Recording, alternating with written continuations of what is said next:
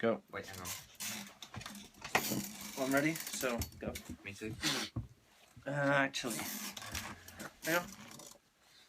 Hello. It's a little bit far away. It's aside. I'll get closer. Yeah, far away. Ooh. Hello, everybody. My name is Darren. Start again. Hello, everybody. My name is Darren. Hello, and I'm Graham. And we have just watched John Carpenter's Starman.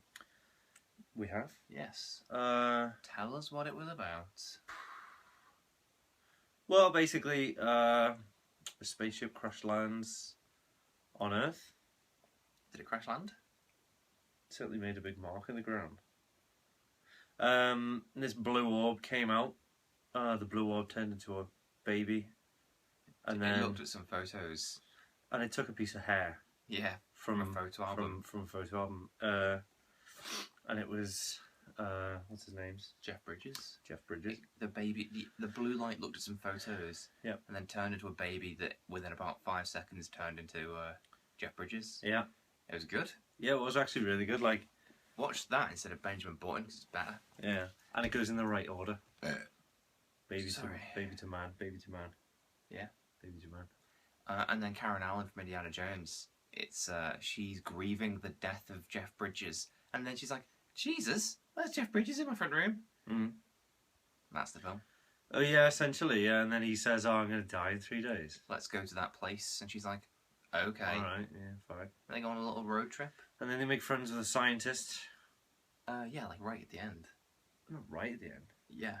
Oh yeah, yeah. That's when, but you know, that's where the story goes.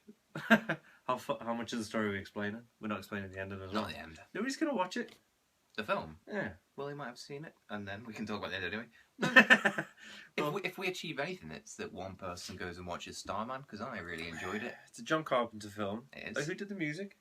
I presume John Carpenter. You assume so, wouldn't you? Because Check. it's a very John Carpenter. I can go and check if you can talk for like a minute. Yeah, okay, I'll talk for a minute. Do some talking. He was really good. Darren made comparisons to Terminator in it because basically Jeff Bridges has to kind of... It wasn't John Carpenter? It wasn't? No. Wow. He must have had a hand in it though. I presume so. It was a guy called Jack Nietzsche. N-I-T-Z-C-H-E. Nietzsche. Oh, look. Your thumb is right over the name. Right. That's Nietzsche? That's not how you spell Nietzsche. Yes, it is. As in Nietzsche, the man, person guy. The guy, yeah. Alright. Well, Nietzsche did the music. It's not the one, but it's one of them. It was. What's Nietzsche's first name again? Friedrich Nietzsche, that's right.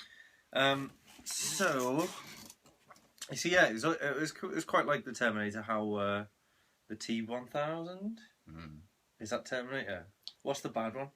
There's a load of bad ones. What's the bad one with the sword hand? I don't remember the name. Robert Patrick. Robert Patrick. Okay, well, either way, yeah, I think it's the T-1000. I think that's the Schwarzenegger one. Oh. I think that's Schwarzenegger. I don't know. Fucking... Who knows? Who knows? Yeah, it's just... Liquid Metal Guy. Yeah. Arnie and Titty Terminator from the third one. That's all she is. She's just Robert Patrick with tits. They looked at Robert Patrick like Terminator and thought, how can we improve that? Let's stick some tits on it. That's the third Terminator film in a nutshell. Yeah. Anyway, don't know where that rank came from. Yeah, I don't know. Well. Misogyny, probably.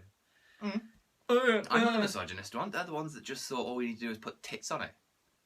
That's, well, you're assuming that. No, You've still put those thoughts that you what had else is into different? their head. What else have they changed? Well, hopefully, you know, the you know, nothing. Not much, but okay. Anyway, so Jeff Bridges has to learn how to become human. Or he doesn't have to. It's just that's how he does it. Yeah, he talks like this, and like I don't know, like he uses his mouth like a South African having a stroke. Sort of, yeah. But he does a really good job of it, to be fair. Did you like his bum? I know you like naked male celebrities. His bum's alright. At the start, like when he becomes like the grown man sort of thing from the baby in 5 seconds, it looks really good. Like he looks like a mannequin. Like I don't know what makeup they use and stuff like that, but he looked really quite fresh and new, you know, sort of thing. Yeah. And so did his bum. Right. Not a hair on it. Not maybe in the anal. I didn't see that, the anal area. We didn't see the starfish. It didn't go into that much detail. But But he did a great job. I think he did. I think he I played think the she part did quite as well. well. I think She did better than in Indiana Jones, or better than him. Better than him. He did a good job of looking quite robotic and stuff like that. Yeah, I was thinking that it would be annoying to be him in this film. But you got to keep that up. You know, like, oh, I am an alien. That'd be annoying. Whereas she could just be normal, but timid. She was. Yeah, I don't know. I don't know if she was better than him in my opinion, but I definitely thought she was better in this than she is in Indiana Jones. And I love her in Indiana Jones. Absolutely. Have we said who she is? I didn't remember if we mentioned Indiana Jones. Yeah, you did. You mentioned it. Oh, okay. She plays Marion anyway. Yeah. I don't know what else to say. It's a really fun film. It reminded me, I think, there's like a weird little subgenre of alien road movies where the alien comes to Earth and they've got to get to a certain place by a certain day. Paul. So obviously there's Paul, there's E.T. Close Encounters, there's not an alien on the way, but there's still a guy who's got to get there for a certain day. So, you know. I haven't seen The Day the Earth Stood Still. I don't know if that's anything like that. I haven't seen that either. Oh. No, the Keanu Reeves one, or the original, which should be the one I saw first. Yeah. I imagine it's something like that because it's a guy on Earth and there's something going on over there, so you imagine there'd be a... You just don't know. I'm assuming the plot, but... Yeah, you could assume it. But that's how these things go. Well, I mean... Oh, and also... Homeward Bound. Oh, that's it. Well, it's just them trying to get home, isn't it? Yeah, put those fucking dogs down. Jesus Christ. I haven't even seen the film. What's the story? All Dogs Go to Heaven's like the sequel, isn't it? Got a Facebook message. It reminded me also of Solaris. Oh. Not the original one by Tarkovsky, because that's fucking long and fucking boring. Isn't there a midget in that? A dwarf? Yeah, that's the best bit. This is right. I don't know. Right, well, if you've not seen Solaris... Or read the blog. It's like 4 hours long. It's so stupid in terms of its length. And just nothing happens. I'm sure there's some depth to it and some bullshit going on under the surface. There'll be some philosophy somewhere. Yeah, but that's all there is. There's nothing else. Except this one bit where some scientist is acting all weird and he's like holding a door shut and everything's getting slammed. And the main character's like, what's going on there? And the door opens for a split second and a semi-naked midget runs out. The scientist grabs him, throws him back in, shuts the door, and we never find out what that's about. Or maybe we do and I just got so bored I couldn't concentrate. But I don't think we do, and we definitely don't see the midget again.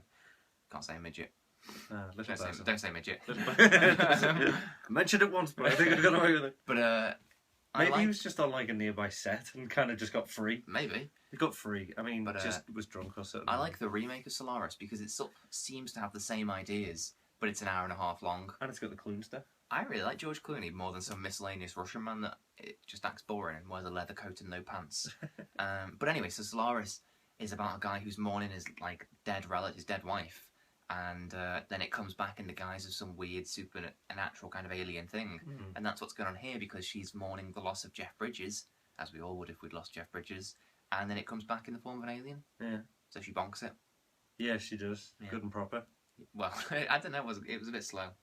They just lay on top of each other. I just don't think we saw every part of it. Did you want the same kind of shots, but from the waist down instead of the waist up? Yeah, at least. There's also the part which I remember. Yeah, it kind of the film opens up with her like still mourning the guy and watching like home movies and stuff, and I thought it was a bit like Minority Report. Would you say there's any kind of comparison there? There's a projector in both films. Yeah, there is definitely a projector in both films. He goes in a car at one point. Yeah, it's a different kind of car. There's a sci-fi car in Minority Report. Oh, it's different themes, isn't it? Like Harry Brown just being a Western and stuff. It's all the same. What's the difference in the themes? Sorry? Accepted. Damn, he got me again. So, I think this was a weird one. It didn't feel like a John Carpenter film necessarily. I mean, it kind of like there were moments where it's kind of his kind of shots. It didn't because it was such a big budget. Yeah, that was true. Yeah, the beginning reminded me of Dark Star, which was amazing. Yeah. Dark Star's amazing. Dark Star is amazing. Dark Star is just amazing. This is Starman, but go and check out Dark Star first. Yeah, Dark Starman. Oh. I like combining film titles. You may have noticed. What's your best one? Oh, I'd have to think about it for a second, but there's one that's like 20 film titles in a row. Yeah. I have done a good one over the years. Yeah. It's a work in progress. It's my life's work. Yeah, I imagine it is. Yeah, it's like X-Men in Black, but then Black goes somewhere, and maybe it's Triple X, like Triple X Men in Black. I don't know. It's really good. I'll show you one day. Thanks. I'll get it on a giant blackboard. It'll be like, you know, when you see like crazy, like intelligent teachers and they've got like an entire wall of like algebra and stuff. Yeah. It'll be like that, but just movie titles. Just make one giant movie title. That'd be good. Oh, it'll blow your mind, honestly. Yeah. Make sure it's the last day you intend to be alive. Okay, yeah. Because life will never get that impressive again. Make sure you laminate the board in case my head blows up. Oh, it's time. Yes, I didn't feel like a John Carpenter film. Oh, and turn it off. But yeah, it was really good. It wasn't as good. It was probably my least favourite so far. But it was the biggest kind of effort from him, it looked. It was still good. To say it's my least favourite is not an insult in the slightest. Yeah, because... You know, when you're comparing it to Escape from New York, The Thing, Dark Star. Yeah, they're all automatically quite high anyway. They're all proper good. Anyway, I wish you had more things to kind of make these videos more interesting, but there's nothing. There's nothing we can do. Next time. That's not interesting, that's just steamy. I'm naked right now from the waist down. We've had to CGI clothes onto Darren because he just doesn't wear clothes for some reason. My nipples are offensive. They are. Genuinely. They smell more than anything. What do my nipples smell of? Milk, obviously, but it's just old. Well, I can't help it. I get broody.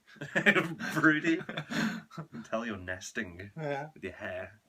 Start spitting into a nest. Anyway, we're turning this off. I'm already getting up. Bye. Alright, bye. See you in another time and place. Turn off.